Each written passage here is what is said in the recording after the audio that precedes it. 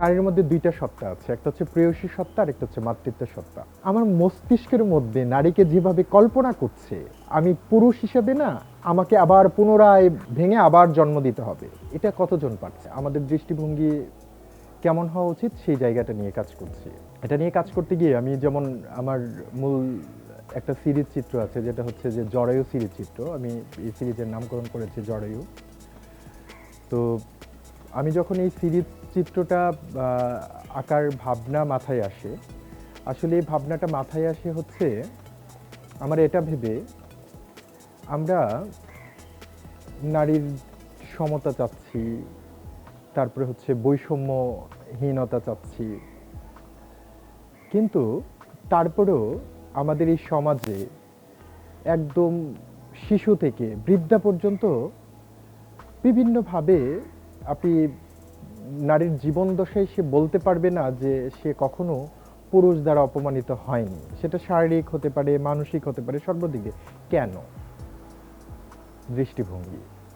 এই যে আজকে যদি রাস্তায় কোনো নারী ধর্ষণ হলে একদল বলছে পুরুষের মানসিকতায় সমস্যা, আরেক দল বলছে হচ্ছে যে নারীর পোশাকে সমস্যা বা নারীর চলনে সমস্যা। আমি না এখানে সংঘর্ষ দেখি, আমি এখানে সমাধান দেখি না। আমার কাছে মনে হয় যে এই সমাধান নিয়েও আসলে কেউ কাজ করেন না। আমার জরায়ু সিরিজ এই সমাধান দেয়, কারণ এই জরায়ু সিরিজ হচ্ছে নারীর সত্তাকে অন্বেষণ করেছে। যেমন নারীর মধ্যে দুইটা সত্তা আছে, একটা হচ্ছে প্রেয়সী সত্তা আর একটা হচ্ছে মাতৃত্ব সত্তা। আমরা প্রেয়সী সত্তাকে যেভাবে প্রতিষ্ঠিত করে রেখেছি, বিশ্ব শিল্প সাহিত্য, শুধু বাংলাদেশের কথা বলছি না, আপনি দেখেন এই যে আমরা যারা আধুনিক হয়েছি, কিংবা আমরা নিজেদেরকে প্রগতিশীল বলে দাবি করছি, কিংবা সভ্য বলে দাবি করছি, আমরা মনে করছি যে পুরুষের মানসিকতায় সমস্যা। ঠিক আমরাই কিন্তু এই সমাজে পুরুষের মানসিকতাকে নির্মাণ করছি। এইভাবে নির্মাণ করছি। দেখুন, একটা শিশু যখন বড় হয়, তাকে একদম শিশুকাল থেকে, আপনি যদি একদম ধর্মের জায়গা থেকেও যদি বলি, হুরপুরের গল্প বলে হচ্ছে নারীর প্রেয়সী সত্তার সাথে পরিচয় শুরু, তারপরে একটা গল্প, একটা উপন্যাস, একটা নাটক, একটা সিনেমা, একটা বিজ্ঞাপন, এমনকি একটা পোস্টার ছবি, সব জায়গায় নারীর প্রেয়সী সত্তাকে আমরা প্রাধান্য দিয়েছি।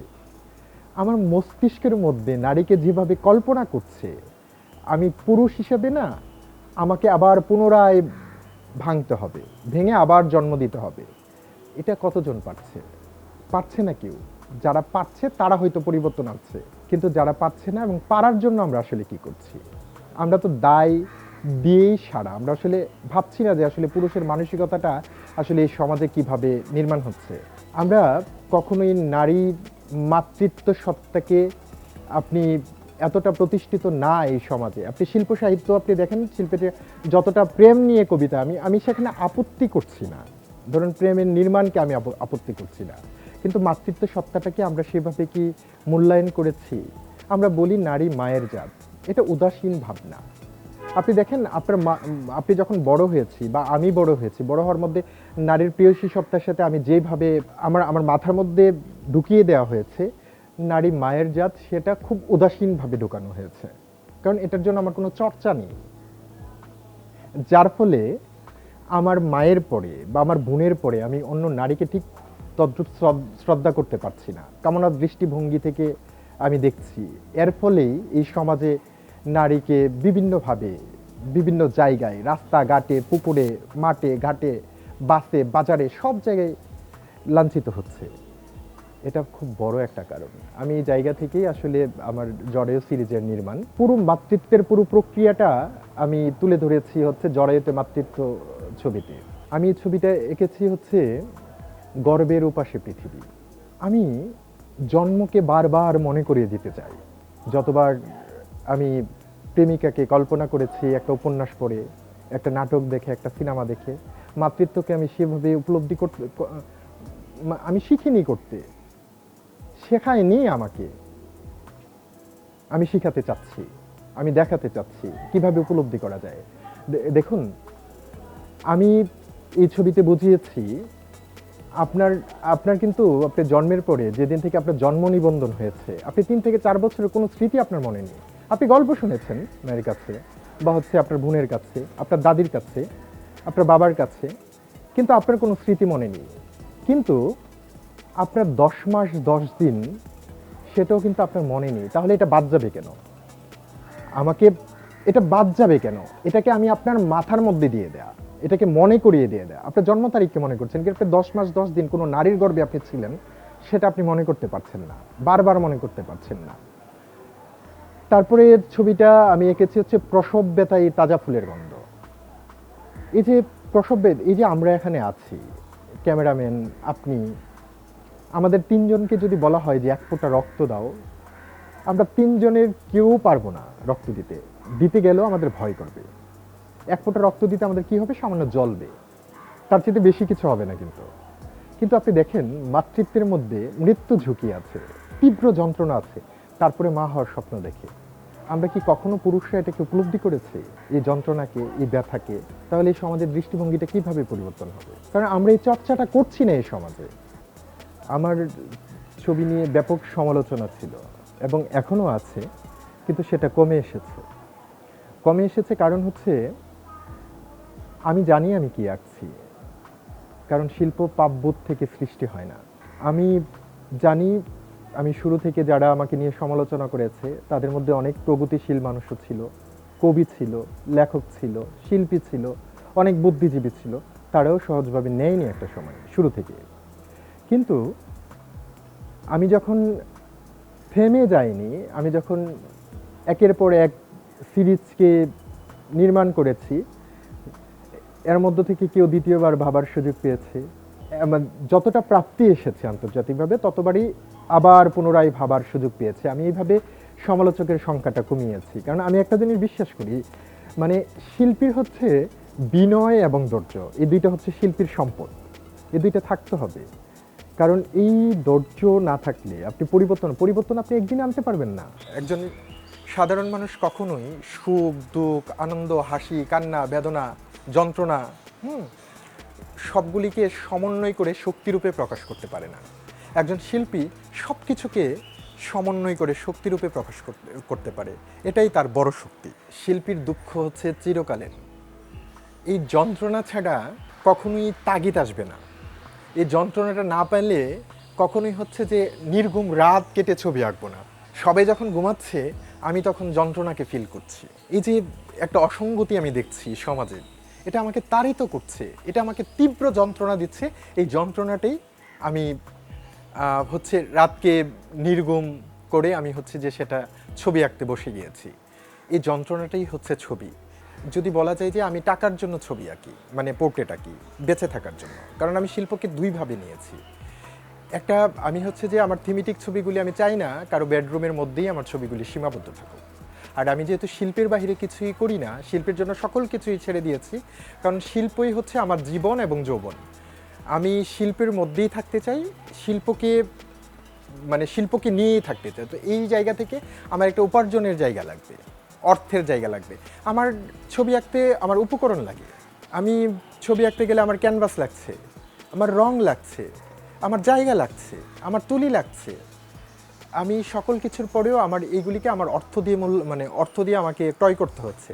তো সেই জায়গা থেকে যদি আমি অর্থের কথা যদি ভাবি, তাহলে হচ্ছে যে আমি অন্য পেশায় গিয়ে, ধরুন চাকরি করে শিল্পী হওয়া যায় না, চাকরির সময় খেয়ে ফেলে, এটা আমার উপলব্ধি, আমি চাকরি ছেড়েছি। তো সেই জায়গা থেকে আমি শিল্পের মধ্যে, যে কারণে হচ্ছে যে আমার কাছে মনে হচ্ছে আমি শিল্পকে দুইভাবে ভাগ করব। একটা হচ্ছে থিমেটিক ছবি, আর একটা হচ্ছে পোর্ট্রেট, যেটা হচ্ছে যে আমি কমিশন ওয়ার্ক করি। মানে আপনি হচ্ছে যে আমি পেশাদার শিল্পী হিসেবে আপনার কাজের অর্ডার নিচ্ছি। তো এটা আমাকে কেন আমার এই কৌশলটা নিতে হচ্ছে?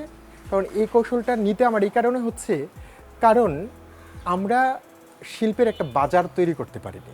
শিল্প অর্থমূল্য হয় না, মানে শিল্পকে অর্থমূল্যে বিচার করা যায় না, এই যে একটা প্রচলন, এই প্রচলনটা বুঝিনি। শিল্প অমূল্য, অর্থমূল্য থাকার পরেও শিল্প অমূল্য। আজকে আপনি জাহেদ রবিনের একটা পেন্টিং আপনার ঘরে থাকলে সেটা জাহেদ রবিনের পেন্টিংই থাকবে।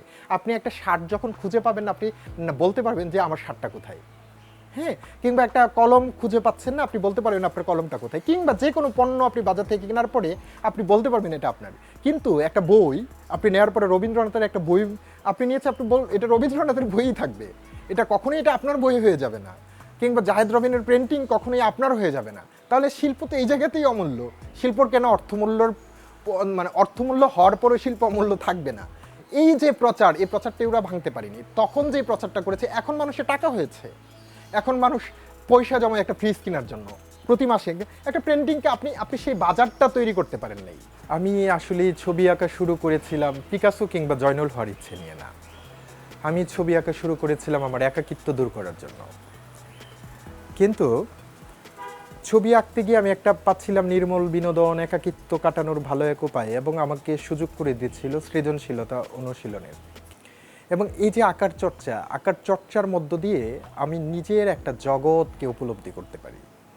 আমার সৃষ্টি হতে আমি যখন উপলব্ধি করি যে আমার একটা আলাদা একটা জগৎ তৈরি হচ্ছে, আমার কাছে মনে হয় ব্যক্তির যদি নিজের জগৎ না থাকে তাহলে ব্যক্তি আসলে শিল্পী হয়ে ওঠে না।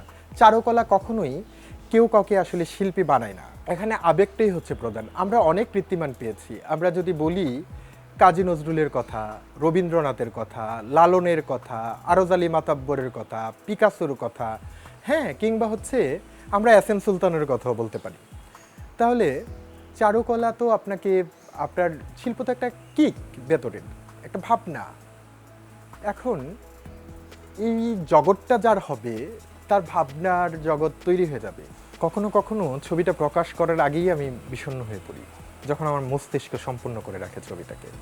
আমি ভাবি ছবিটাকে আগে দেখতে পাই, আমি যেভাবে নির্মাণ করছি। আবার তখনও হই যখন আমি মুসলিমকে কিন্তু তুলিতে আচর করার ক্ষেত্রে আমার পুরো ভাবনাটাই পরিবর্তন হয়ে যাচ্ছে। আমি আরও ভিন্ন কিছু যোগ করে ফেলছি, আরও নতুন কিছু, আরও চমৎকার কিছু চলে আসছে, তখন আবার হই।